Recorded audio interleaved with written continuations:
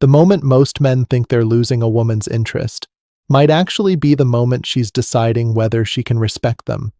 Imagine this. You go on 2 great dates. Everything feels effortless. Then suddenly, she starts replying slower.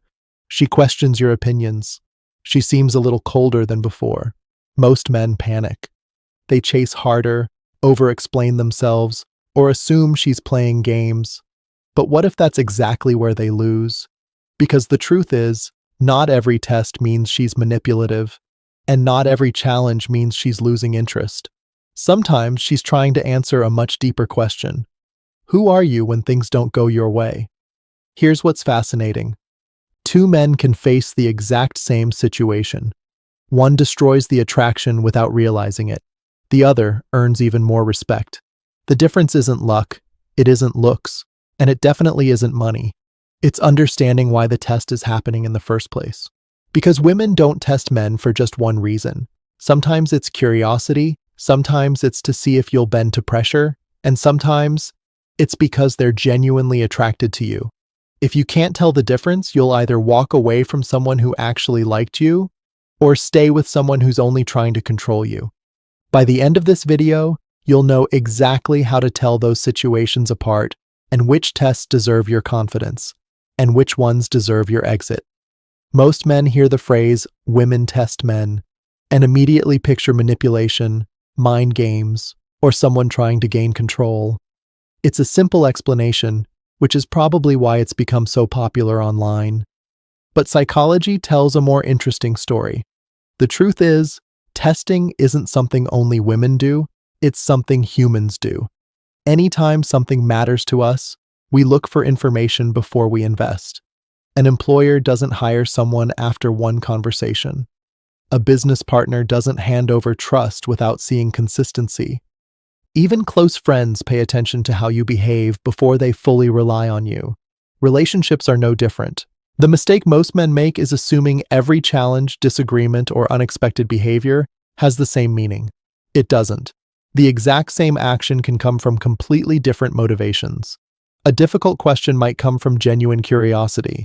A sudden change in behavior might be an attempt to understand your emotional stability. And yes, sometimes it can be someone trying to see what they can gain from you. The behavior may look identical on the surface, but the psychology behind it couldn't be more different. That's why asking, "Is she testing me?" is actually the wrong question. The better question is, what is she trying to discover?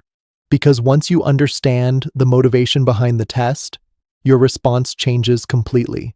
And that's where most men get it wrong. Not because they fail the test itself, but because they misunderstand what it's really measuring. So before we talk about attraction or greed, let's start with the most misunderstood reason of all, curiosity. Because many of the moments men mistake for rejection are actually someone trying to figure out who you really are. The first type of test isn't about manipulation at all. It's about curiosity. When someone is genuinely interested in you, they naturally want to know who you are beyond the first impression. And the fastest way to find out isn't by listening to your words, it's by watching your reactions. That's why she might challenge one of your opinions, ask an unexpected question, or disagree with you over something small. On the surface, it feels like she's creating conflict. But underneath, she's gathering information. Think about it. Anyone can appear confident when everything is going their way. It's easy to smile, joke, and say the right things when there's no pressure. But the moment someone questions you, your real personality starts to show. Do you stay calm, or do you become defensive? Do you stand by your opinion, or do you quickly change it just to avoid disagreement? Those few seconds often reveal more than an entire conversation. This is why many men misunderstand these moments. They assume they're being judged on having the perfect answer, when in reality, they're being observed for how they handle uncertainty. Confidence isn't knowing exactly what to say every time. It's being comfortable enough that you don't need to prove yourself. And ironically, the less you try to impress someone in these situations, the more authentic you appear. Sometimes the curiosity test isn't asking, "Are you right?" It's asking, "Are you really the person you seem to be?" Now let's talk about the test most people confuse with manipulation, the attraction test.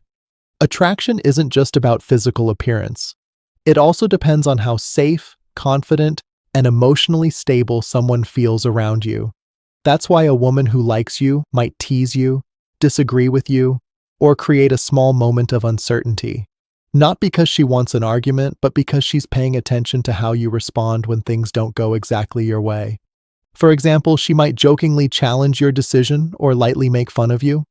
If your first reaction is to get offended, explain yourself, or seek her approval, it can signal that your confidence depends on what she thinks. But if you smile, stay relaxed, and don't feel the need to prove anything, you communicate something much stronger, confidence that's genuine, not performative. The interesting part is that attraction often grows during these small moments. People rarely remember the perfect line you said, but they do remember how you made them feel. When you remain calm under pressure, you create a sense of emotional stability. And that's something far more attractive than trying to win every conversation or always having the last word. But here's where things get tricky. Not every test is a sign of curiosity or attraction. Sometimes the motivation is much simpler. It's self-interest. Instead of trying to understand your character, someone may be trying to figure out how much you're willing to give without expecting anything in return. They'll notice if you always pay, always make the effort, always cancel your plans, or always say yes, even when it's inconvenient for you. At first, these requests can seem harmless. After all, being generous isn't a bad thing. The problem starts when the effort only goes one way. If the more you give, the more you're expected to give, then you're no longer building a relationship, you're setting a pattern. And once that pattern is established, it becomes harder to change. The easiest way to tell the difference is to watch what happens when you set a healthy boundary. Someone who's genuinely interested in you may not always like hearing no, but they'll respect it. Someone who's only interested in what they can get often loses interest the moment you stop making endless sacrifices. That's why the real question isn't how much you can give, it's whether your value is based on who you are or only on what you provide. So how does a confident man actually respond when he feels tested? The answer is simpler than most people think. He doesn't play games back. He doesn't try to manipulate the situation. And he doesn't become desperate to prove that he's the right choice. Instead, he focuses on one thing: staying grounded in who he is. An emotionally strong man understands that not every challenge requires a reaction. Sometimes the most powerful response is simply staying calm. If someone disagrees with him, he can listen without feeling attacked. If someone pulls back slightly, he doesn't immediately chase for reassurance. And if someone crosses a boundary, he can communicate it without anger or fear of losing them. This mindset changes everything because it removes the need for approval. When you believe your worth depends on someone else's reaction, every little action feels like a threat. A delayed message becomes rejection. A disagreement becomes a fight. A challenge becomes something you must overcome. But when your confidence comes from within, you start seeing situations more clearly. The goal isn't to become a man who never gets tested. Everyone gets tested in some way. The goal is to become someone who doesn't lose himself when it happens. Because the person who can stay calm, maintain his standards, and respect himself is usually the person who earns the most respect from others. Now we can answer the main question. Why do women test men? Is it curiosity, greed, or attraction?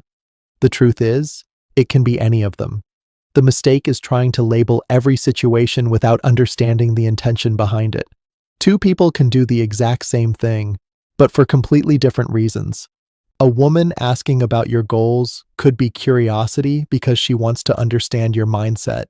It could be attraction because she's trying to see if your values match hers. But it could also be self-interest if she's only focused on what your success can provide for her. The action looks similar, but the motivation changes everything. That's why focusing only on the test itself can lead you in the wrong direction. Instead, pay attention to patterns. Does she show genuine interest in your life, your thoughts, and your personality? Does she respect your boundaries? Does she put in effort as well? Or does every interaction somehow lead back to what you can do for her? The difference between a healthy connection and an unhealthy one is usually balance. Curiosity creates understanding. Attraction creates connection. But greed creates expectation without appreciation. The strongest men don't become paranoid and assume every situation is a game. They also don't ignore obvious signs just because they're attracted to someone. They simply observe, stay calm, and judge situations based on consistent behavior instead of one single moment. Because real confidence isn't about passing every test, it's about being wise enough to understand what the test is actually showing you.